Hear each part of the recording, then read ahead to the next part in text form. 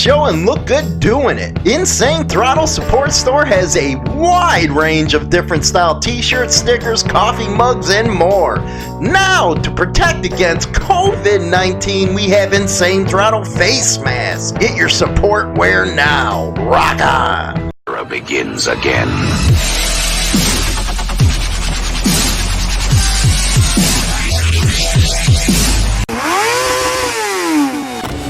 What's up, everyone? How you guys doing? Welcome to the show today. We got a pretty good one for you. Very good one, actually. But of course, all our shows are freaking good. Don't forget to go listen to us over on Spotify and iTunes. So, got a question today. One, I'm answering questions, usually in the beginning of the show. Before I go into my final thoughts, I might answer another one or two. So if you got questions you like to give me, go ahead and send them.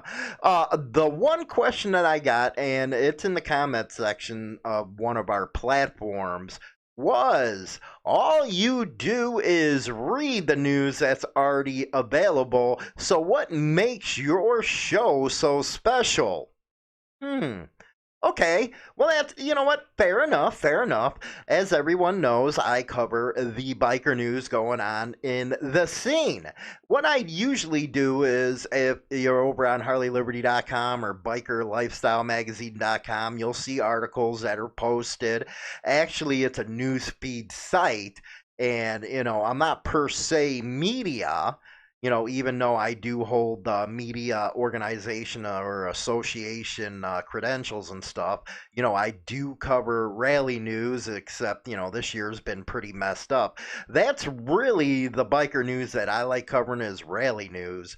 But what I like doing is bringing a spotlight on some of the stuff that is happening in the scene. Yes, it has to do with the club stuff. A lot of people like hearing about the club stuff. And the show really does bring to light, if you would say, stories that a lot of people are too busy to read. For example, a lot of people listen to us at work. They're getting their information. Yeah, it's coming from us. Yes, I'm reading the news. That is, I used to do it off of, one of them teleprompters. I'd read them, or, just come up by the skin of the pants type of stuff. But people are real busy nowadays, so I provide a service, and that service is free. Basically, it's at the point where it's a dog-eat-dog get world, if you would. People just don't have time to jump on the internet and get their news. So that's the service that we provide. It's nothing special. You can do it on your own if you think you can. This stuff ain't easy coming in front of a camera or a microphone, because, again, our wheelhouse is the radio almost every day, and coming up with new topics for the monologues or coming up with the final thoughts. The wall of shame and stuff. Kory Graff puts a lot of time into that. It's not an easy gig, man. Am I complaining? Hell no. The money part. Let's talk about the money part. You don't make that much money on these platforms. The way that, we survive with the show is donations through the PayPal or Harley Liberty story. There's a contribution button down there. Or, our biggest income is our support store. You don't make millions of dollars from YouTube, or you don't make millions of dollars from Facebook. I think you get paid $2. It comes out to $2 a video over on YouTube. And that's if people are clicking on their ads. So you don't get rich doing this type of stuff. I know a lot of people are trying to duplicate what we're doing, and they just fall flat because, one, they don't got the personality, and two, they're not me. Yes, I know, I'm conceited. It happens. But if the rallies were happening this year, we would be covering a lot of that, and I think that'd be a lot of good program. But a lot of people ask, well, why ain't you doing MC protocol like the other ones are doing? I'm just not into that, guys. We started talking a little bit about that when we first began, and then I sat back and said, you know what? Now, people have to actually go up to a member to learn what's going on. I can't give you advice. I can't tell you, well, this is the way you should do something because I know damn well that it's done different in every part of the damn country. So that's why I don't do it, and I am real old school in the belief that you actually got to go up to a motorcycle club member to learn what's going on. Yes, motorcycle clubs are a huge freaking issue within the scene because everybody looks to that stuff. Let's be honest, a lot of guys who got into riding bikes, the first thing they want to do is join a motorcycle club, and they found out it's not as easy as they think. So yeah, I don't like doing the protocol stuff. Also, there was another one, personal type of deal. What you see on camera or what you're hearing on the radio, that's a show, guys. What I do in my personal thing, what I'm a part of, what I ride or who I ride with, that's none of your damn business. And I always keep that, to myself. So I do laugh a lot when people say, "Well, you're out of the city." Do you know that for sure? That's all I have to say on that. But that's my answer to that. If you got a question you'd like me to answer, go ahead and send it over to info@insanethrottlebikernews.com. Or if I see it in the comments section of one of the platforms like YouTube or Facebook, I'll pick it up and I'll answer it.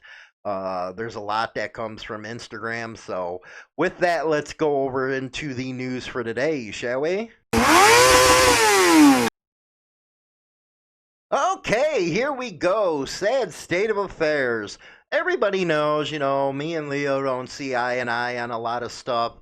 But this story is a sad story. Anytime a motorcycle rider goes down and loses their life, that's something terrible. I experienced that at 15 when my older brother got hit by a drunk driver and he was killed on a motorcycle. So I know what the families are going through when this happens, and I don't care if you're a regular motorcycle enthusiast, a cop, whatever, firefighter, or just a regular hardworking biker. When somebody goes down in an accident, it is terrible. And from Ken5.com, 3 members of the Thin Blue Line Law Enforcement Motorcycle Club were killed in Kirk County in an accident. The sheriff said the motorcycle riders were riding in a group along Highway 16 between Kerrville and Medina. It's eerily similar to what happened with the New Hampshire 7. Let's take a listen. Good evening and thank you for staying up late with us. Developing tonight, a memorial now stands where 3 motorcyclists were killed and 9 others injured in a drunk driving crash just outside of Kerrville. Those victims, a retired police officer and 2 Army veterans. The deadly crash happened Saturday afternoon. All of the riders were part of the Thin Blue Line Law Enforcement Motorcycle Club. Eyewitness News reporter Jordan Foster was there today when that memorial went up. He also spoke with one of the club's members about their tragic loss. So sad. I mean, this is a senseless, absolutely senseless crime. In town for the anniversary of their motorcycle club, Thin Blue Line, Jerry Harbor, Joseph Paglia, and Michael White left Bandera Saturday morning for breakfast and never made it back. A guy crossed over the center line and killed 3 people and injured 9 others. The Kirk County Sheriff's Office says this man, Ivan Robles Navajas, was drunk when his car plowed into the group of riders along Highway 16 just outside of Kerrville. Navajas has been charged with DWI, multiple counts of intoxication manslaughter, and multiple counts of intoxication assault. You took protection and service away from thousands of people yesterday by your one careless action. David Weed crushed to hear what happened to his fellow brothers. After the initial gladness of family members calling us and knowing that we were okay, turned immediately to the pain and suffering of losing the guys that we did. Paglia and White came to Texas from Chicago. Harbor was from Houston. Paglia was a retired police officer like many others in the motorcycle club, and Harbor and White both served in the U.S. Army.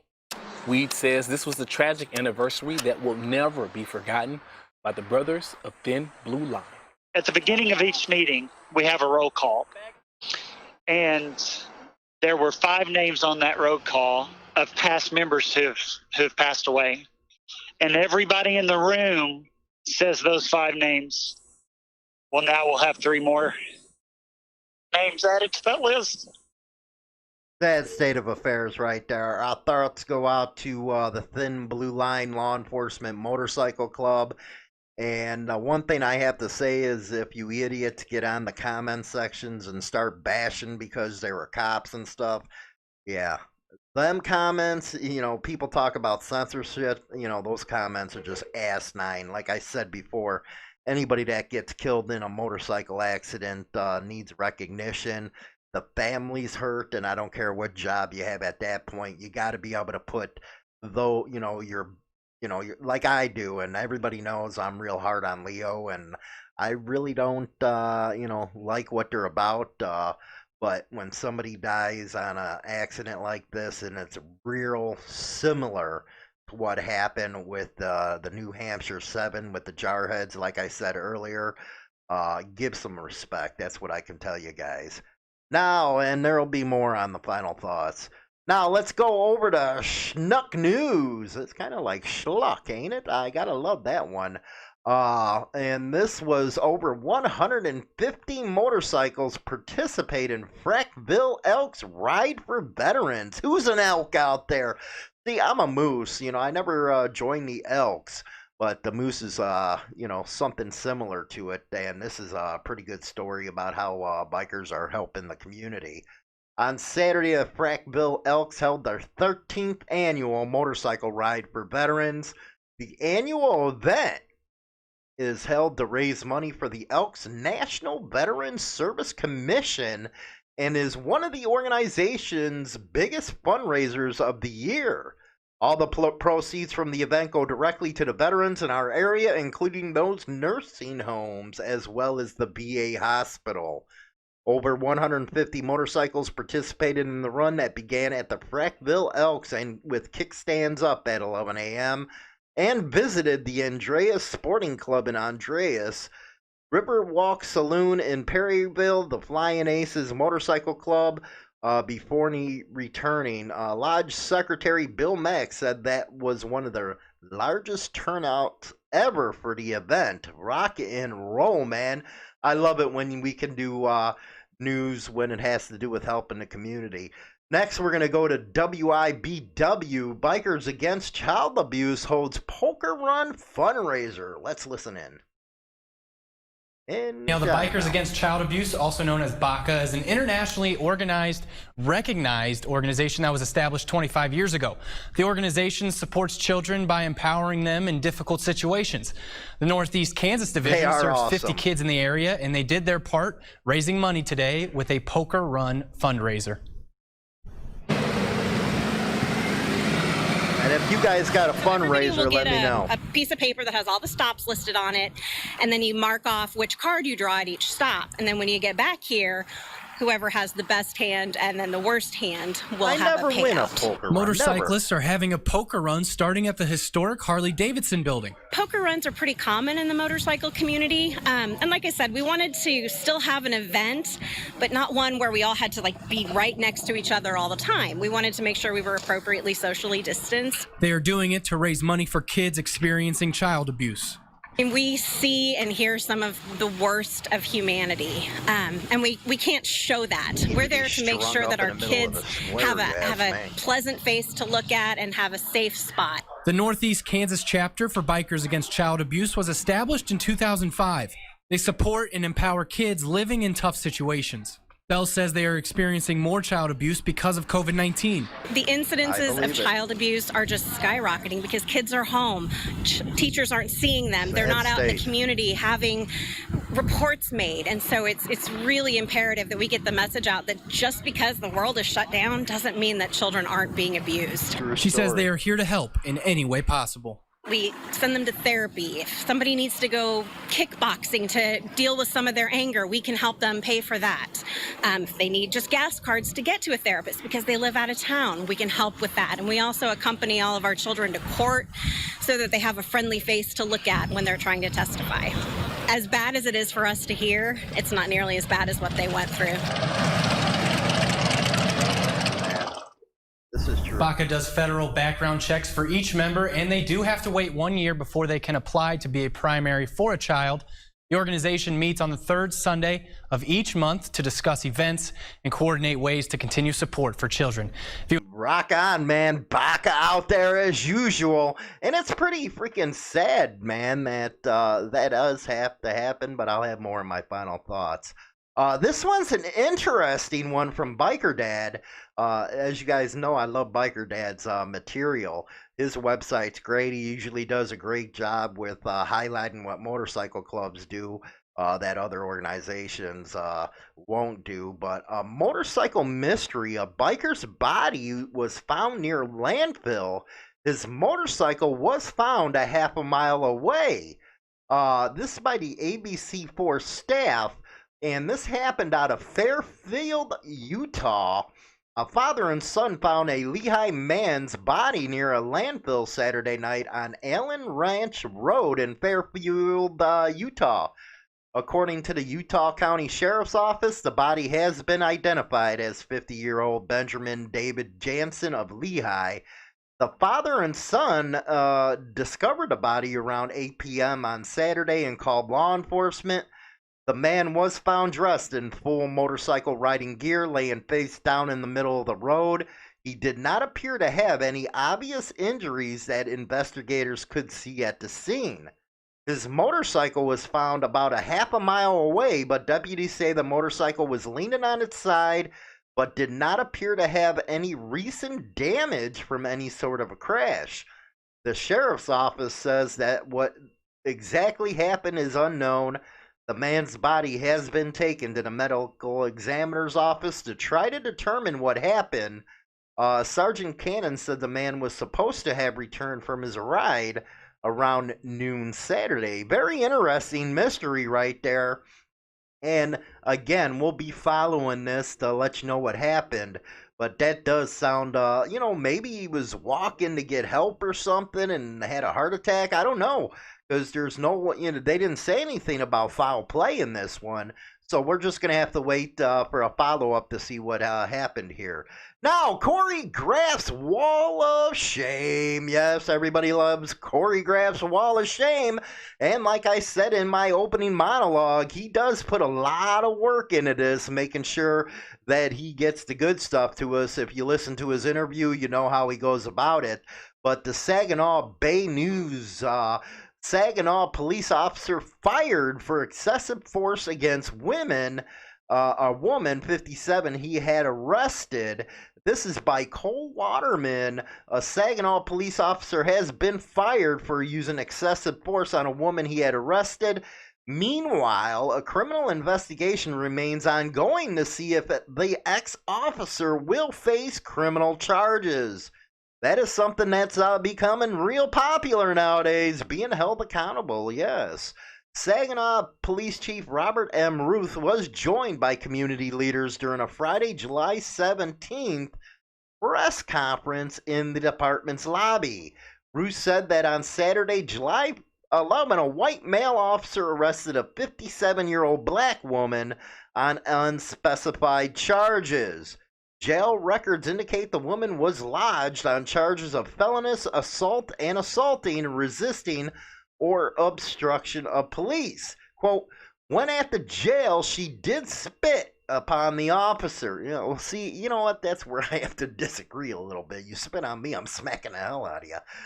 The officer's reaction was to strike her several times, causing her to fall to the ground. Again, you spit. I don't care if you win. You spit in my face, I'm going to knock the hell out of you.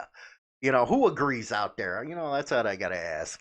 The officer was placed on unpaid suspension as an internal investigation was conducted. The matter was also referred to the Michigan State Police for a criminal investigation, which remains ongoing. You got to freaking say to yourself, you're getting spit on. What if she had AIDS or something, man? That's all I gotta say. Quote, we've interviewed all the witnesses at the county jail, witnesses here in the police department, and recorded all the information we can get on this particular case. It kind of has something here on YouTube. Let's listen for a second. Press conference today. So earlier in the week, our city manager put out a press release reference an officer that was suspended without pay indefinitely for an incident that occurred at the Saginaw County Jail over the weekend. And that through that process, we have been conducting an internal investigation, giving the officer his due process as he's allowed through his union. That's an American right. At that same time, a criminal investigation was started. The case was turned over to the Michigan State Police to look at. That case is still ongoing, so I cannot release a lot of details about the case. I can't release names. Okay, there's a lot more. You just see that one on YouTube. Saginaw police officer fired for excessive force. They're not releasing the officer's name, but the Saginaw Police Department is in the wall of shame.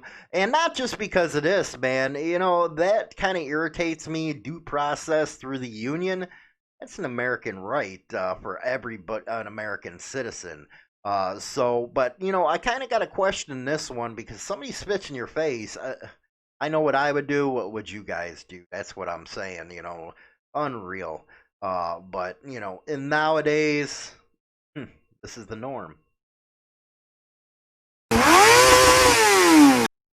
Okay, let's go into my final thoughts for today. One of my biggest things have always been drunks. I cannot, I can see going out there partying, having a good time, but a drunk where they need it every single freaking day. They get violent with their family members, or they get out there and kill somebody. Do you always notice that when there's a drunk driving, I don't call them accidents, man. I don't. It's not an accident that somebody got in there, got drunk, and hurt somebody. But they never get hurt themselves. It's usually the innocents that get hurt by drunks. And one of the sad things when I, over my time in the 90s and the early 2000s, a lot of the funerals that I attended happened with motorcycle accidents, but they were drinking heavily, man. Went into a curb, couldn't pull it out. The reaction time stunk. So, me, I'm a big 420 guy. But I won't do it unless, I'm at home, chilling, or at a party, but I will not get on a bike. Will not do it, man. I won't get on a bike because no matter what anybody says about 420, your reaction time still sucks. And it's just 10 times as worse when it comes to drunk driving. So, I believe in the message, give up your freaking keys, man. Don't sit there and take a risk and hurt somebody else. I don't care if drunks want. If they're that stupid to get out on a bike, or they're stupid enough to get in the car and kill themselves, that's on them, man. They shouldn't have been drinking and driving. I have no sympathy for that. Like I said, when I was a teenager, my older brother got killed on a bike, yeah, I know how the family's going through that stuff because you know what? It never goes away. Time does not heal. You think about it, I'm in my upper 40s, and that happened when I was 15. Still think about it a lot, about what was lost. And, like I said earlier, it does not matter if these three that were killed from the Thin Blue Line Motorcycle Club were ex-law enforcement or law enforcement. It don't matter. They were riding their bikes, and a drunk came in and killed them. And it's not cool. And like I said, I'm not going to be too nice if you're going to put stupid comments down. You're going to get stupid comment answers from me. Everybody knows my position as far as, that line that's drawn between bikers, or supposedly supposed to be drawn, and law enforcement. But when something like this happens, it's just a sad state of affairs. And like I said, this is, there was 3 in this incident, where there was 7 in another. So And the one guy in the Jarheads incident was all coked up and methed up or whatever the hell he was on. Shouldn't even have been driving. And the same thing for this guy. You know, he was drunk and he killed some motorcyclists, man. And that just ain't cool. And as a biker community, regardless of what they were, our thoughts should be with the families right now because they're probably going through hell. I can not probably, but they are going through hell right now, knowing how their loved ones died. And this is something that goes on all the time. You know, this one made the news because it was ex-police officers, and two of them served in our military. And everybody knows how I feel about our military boys and girls, man. I love them to death because they're the ones that make this country what it is. So, but that's why it's in the news. But you know, there's a lot of other ones that are never in the news, or even, you know, some are mentioned maybe one or two lines. But there's a lot of motorcyclists that get killed by drunk drivers or themselves drinking and driving, and that's a big problem. And that's one of the fights that I hope ABATE, you know, I know they do the you know, look twice, save a life stuff, but there needs to be some education for new riders, because you know what, I believe you can't treat you know, teach old dogs new tricks type of deal. But for the younger generation, you really got to let them know, hey man, it's not cool to get drunk and ride. It's not cool to get high and ride. Because you know what, I always say a motorcycle is like a loaded gun. A loaded gun. It's just waiting to go off. And it's not something to play with. You know, yeah, you know, I see the stunts and stuff some of these kids do, and I gotta admit, these kids can ride better than us old timers ever could try to do. But that's something for a closed off environment. But motorcycles can kill you right away. You know, you're going 75, 80 miles an hour on the highway, you know, with the ground moving, you know, a couple inches away. One stupid mistake, you're done. So, you know, think about that. Spread the word about drunks and stuff like that. The other ones, you know, I really like doing what bikers do good for the community. That 150 roundup with the bikers, with the Elks, a good organization from what I hear. Also, BACA. Come on, BACA is always doing awesome out there for the kids. And I hate it that there has to be an organization for that. But, you know, when that kind of stuff happens, it's like, man, animals don't even treat their young like that. Us as human beings with the freaks out there, I believe deserve no damn mercy whatsoever. None. You know, chromos, nah, man, You know what? That's another whole video that I can get into about chromos. Sometimes I just can't believe yeah, just let me keep that to another video because I'll go on and about that. And Kory Graffs' Wall of Shame, my final thoughts on that, man. If somebody spits in my face, I'd probably do the same thing that this dude did. You know, because you never know what people have, man. You can have the HIV, you can have HEPs, you know, you can have, you know, COVID now. So it's a real dangerous state of affairs right now if somebody's going to spit in your face. I don't care what color they are. One thing you'll notice about me, I try to judge people on their action and not their color, but it seems like, you know, anything going on right now, you're a racist if you're white. And, you know, nah, that ain't happening, man. I've been called racist for the last freaking 3 weeks since this stuff's going on. And you know what? I'm a proud white boy. Proud Peckerwood. But anyway, I wouldn't have let anybody spit in my face. So don't forget, Monday the 27th, I'm going to be having a Bikers on COVID special. Yes, I'm going to be talking about COVID-19 the whole time from a biker's perspective. So hopefully you'll listen into that. I got answers from an interview that I did from a very honorable man, and hopefully you guys listen to what he has to say. But with that, don't forget to visit us on iTunes, Spotify. Take us to work with you. Listen to us while you're doing what you got to do. With that, I'll talk to you guys later. I said goodbye, vamoose, adios, ciao, so long, get your hat jacked. Don't forget to go over to HarleyLiberty.com. Get all your motorcycle club news. What's happening in the scene? We have a new article or articles every single day over at HarleyLiberty.com. And don't forget the sister site, BikerLifestyleMagazine.com. If you're into all that kind of manufactured motorcycle and news, motorcycle rallies, and bikers helping the community, motorcycle club editorials, and more. And don't forget to visit us on Facebook. Get involved in the conversation. Watch videos done on Motorcycle Madhouse and more. Also, we have Instagram. Yes, Instagram. We have material that is not seen anywhere else. So don't forget, get on our platforms, check out your daily biker news. Rock on! Hey guys, this is Kara from Bagger Syndicate Cycles. I just want to let you know about a place where you can get the greatest apparel, top of the notch, all about baggers, bikers, and brotherhood. And ladies, don't you worry, we didn't forget about you. Check it out at BaggerSyndicateCycles.com. Radio show is now available on Spotify and all major platforms, including iHeartRadio, iTunes, Stitcher, and more.